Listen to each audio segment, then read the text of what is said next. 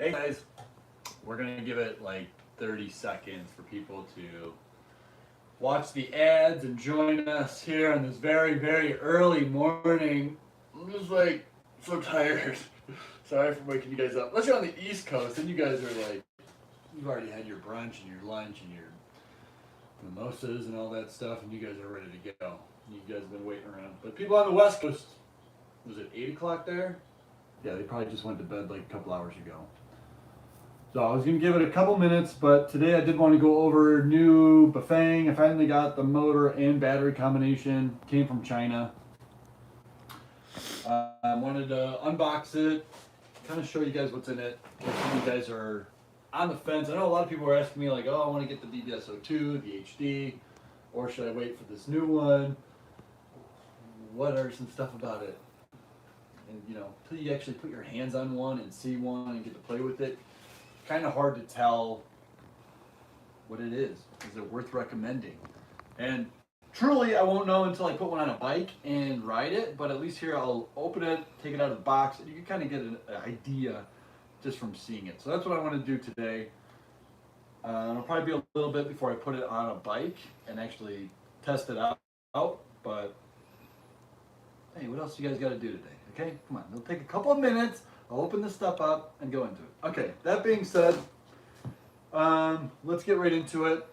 This is the box that it comes in.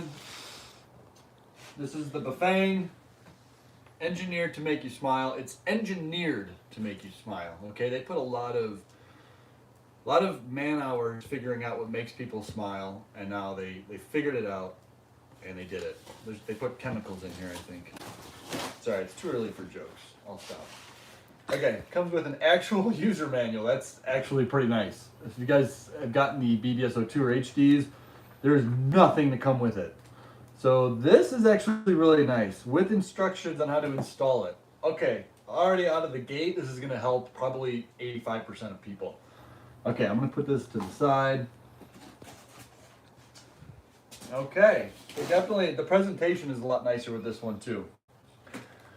Comes with looks like a 44 tooth, but it looks like the 44 tooth. This is a 46 tooth. They stamped all the teeth counts right here. It looks like the 44 tooth that comes with some of their kits though, but this is the 46. Definitely like the way this looks. Comes with crank arms. There's a throttle. It's a different design throttle. It's kind of interesting, but nothing really too fancy there. Nothing to write home about. Brake cutoffs look exactly the same. Let's see if the connectors are the same. Yep. So they didn't change anything there, which is fine. I didn't think they needed to.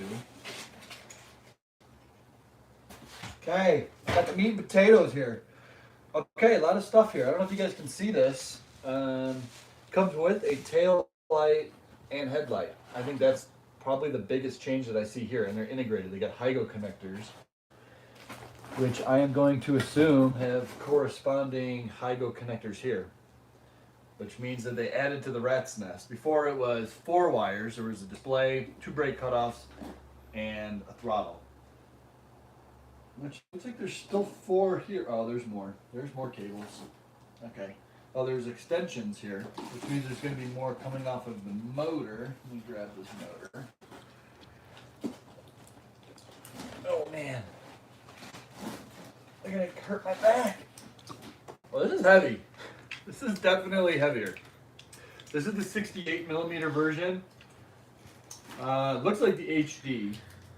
And this is the G321. So this is the M625. This is the 750 watt version. And it's stamped on the bottom here, MM6321.750.C. But this is heavy. I have, just for comparison, this is the HD. I thought I'd bring these out so I could show. Say it weighs about the same as the HD. Let's see.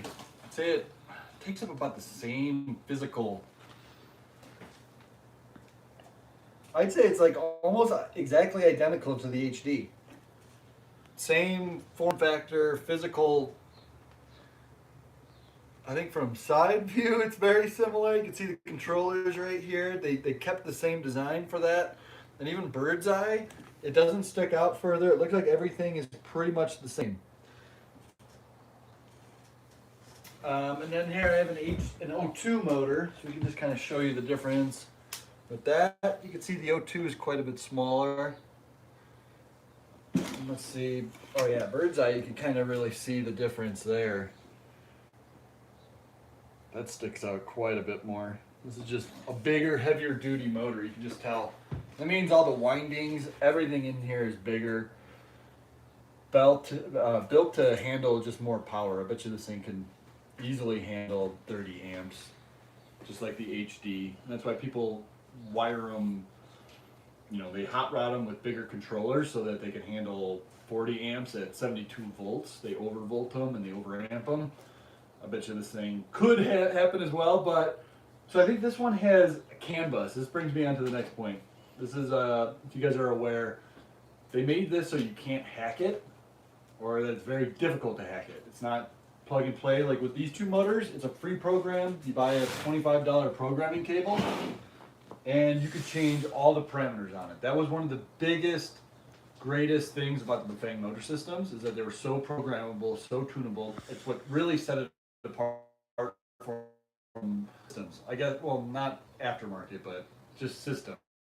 Like if you weren't going to be programming that thing at all. That's why a lot of people went with the Bafangs for like $250 around there. You could have a way better e-bike. But anyways, this one out of the gate, they made it so you can't program it, which really sucks. So it's going to take probably a couple months, maybe a year, until somebody just figures out how to do it. Because personally, I think that was kind of a dumb idea. That was like their greatest feature that they had, and they just cut it off. So that was dumb. But it looks like there's more connectors here, 2 for the headlight. There's definitely more connectors coming out of the motor. Looks like it comes with a nice display. This looks kind of like the 860C. The DPC. This is the DPC 181. So this is going to be a nice display. It just looks like they're high quality ones. Here's a little toggle switch. So they put the headlight thing in there. Everybody always asks me, how do you turn the headlights on? Because they didn't mark it.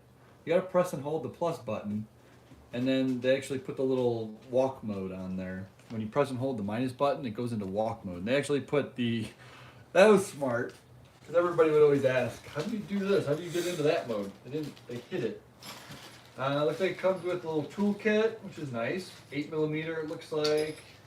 A Phillips screwdriver, Torx bits, and a 5mm, a 4. They gave you like all the tools. This is really nice. Little rubber strip. So that was nice of them. Let's see, is there anything else? Yes, there is. Okay. It looks like there's more tools here. They give you the hose clamp, so I guess this is going to be, I'm guessing they're going to want you to hose clamp this motor to the frame, kind of like how the Cyclone motors have always been. Mixed feelings on that. This is definitely going to help it from slapping the frame and working itself loose, which a lot of people have complained about doing. If you don't torque that inner lock ring nut all the way down, the motor has a tendency to slap and come loose and cause a nightmare. These are what comes with the Cyclone motor. It holds it in place, except it makes it look homemade, which that sucks. So I don't know. We'll see if these are going to be necessary or not. I think they definitely make it look hokey. I wish they would have came up with a different solution than that, but I guess time will tell to see if people are coming up with workarounds. They included a Bafang install tool. This one feels way better than the ones that the aftermarket ones that I use, that I'm having. This feels like this has got rough edges. It feels a little bit lighter. This one's painted and it's got smooth edges and it feels a little bit heavier. So that's okay. Small bonus, but hey, bonuses are bonuses, you guys. And it came with another. Okay. So at least it comes with pretty much every tool you need to do the install, except crank pullers, bottom bracket removers, the basic bike stuff. They give you everything you needed for the motor, which is nice. Okay, really quick. I don't want this to take all morning. Some of you guys are still, getting groggy and getting groggy. Still trying to not be groggy. Let's go into the motor, and they can't mount it anywhere. And this bottom plate is usually up to here sometimes. Sometimes it's been all the way up to here in older models. This is really nice. I think this should be the new standard that every battery manufacturer adopts, because this is maximum compatibility. This is awesome. I really like this. This must be I think this is that CAN, whatever protocol, like communication device, which means there's probably something in the battery that you need to have that this communicates with the motor to let it know, hey, this is a Bafang battery. I don't like it. I think it's Bafang just trying to get more control over the market. They were losing a lot of money on batteries because you could just buy third-party batteries, and they weren't actually even making batteries. So I don't know. They got into the battery game, and now they're like, we're going to control it, which makes sense, makes business sense from them. But from the user standpoint, again, that was one of their biggest things. You were able to buy third-party batteries. You were able to match the battery to your needs and make it like a well-tailored suit. So that's unfortunate. Let's take a look at the actual battery, because from the pictures I've seen, this thing is huge. Let's see just how big this thing is. It's definitely big. Yeah, this thing is massive. This is one of the biggest batteries I've ever seen. So you really need to have a big bike frame.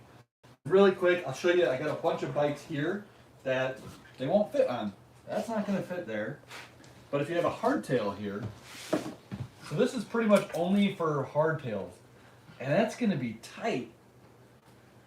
So if you're looking at getting this kit, you got to make sure you got to just measure your frames. Because this thing is rated at 50.4 volts, and I think it's a 19.4 amp hour, 19 amp hour battery. Yeah, 19 amp hour, so it's 960 watt hours. This thing is massive. This is a kilowatt of battery power. This is pretty much like a Prius battery right here. This is huge. But you are going to have the right bike to house it. Why did they make it so big? It should have gone like safe, like a 700 watt hour. But hey, anyways, they didn't ask me first. But keys look better. I mean, I like the way they're going, because you know that this is going to be a high quality battery. It feels super solid. It's just way too big though.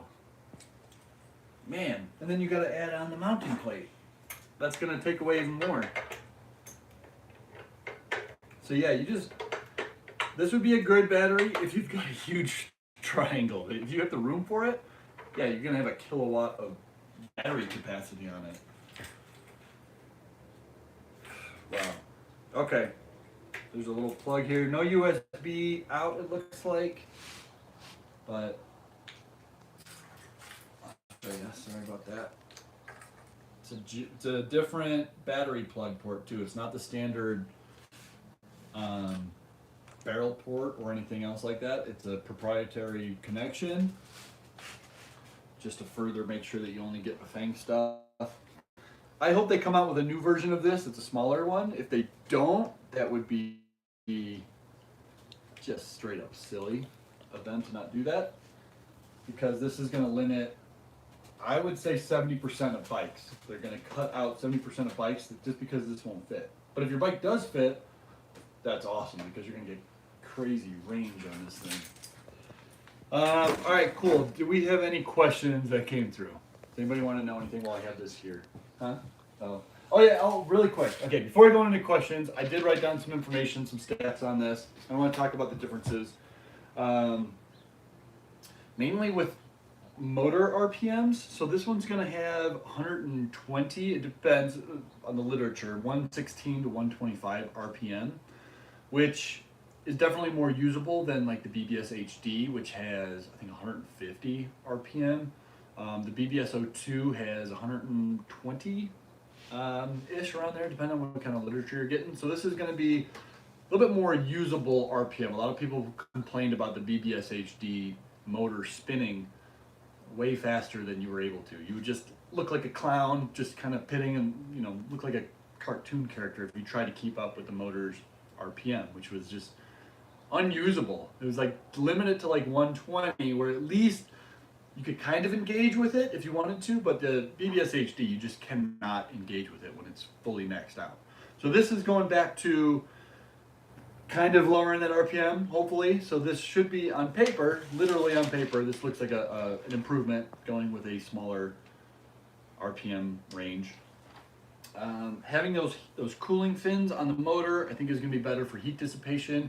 It's bigger, more robust motor, and especially at 750 watts, that thing is, it's going to be impossible almost to try to burn that thing out. You could be in the wrong gear all day, every day, and not be able to burn it out because it's so massive and those heat fins, and it just feels solid. It's exactly like the HD. So it's like if you tune the HD down to 750 watt decibels of noise or less, like at the max. So we'll have to see what that sounds like, if it's quieter or not. I think they made it out of magnesium, so it's going to be, it's a different metal. It feels the same though, so I'm not quite sure what that's going to equate to in real world performance and reliability, longevity. Yeah, okay. I think that's pretty much it. Someone asked about the torque.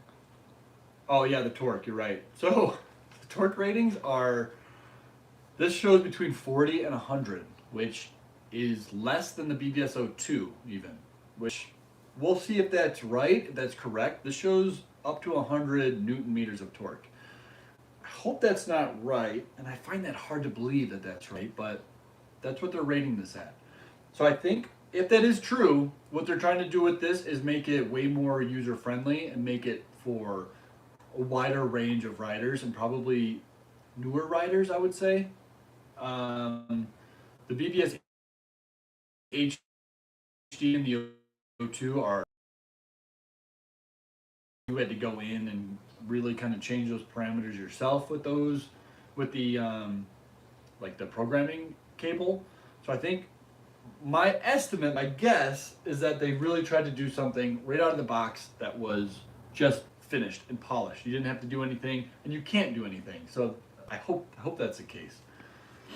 So yeah, the BBS02 is rated at like 120. HD is about 150. Supposedly this one's crazy expensive. I want to say it's going to be like in the $700 to $800 range for the battery, but for something of a kilowatt with premium batteries, that's like, you know where it's manufactured, that peace of mind. That's the biggest thing with batteries, is knowing who manufactured them, how they're manufactured. At least she's saying no more questions. No, we're just losing. We're getting connection. questions, but I can't read them, and you guys may not be able to even get this. Mission control, I think we're going to call it.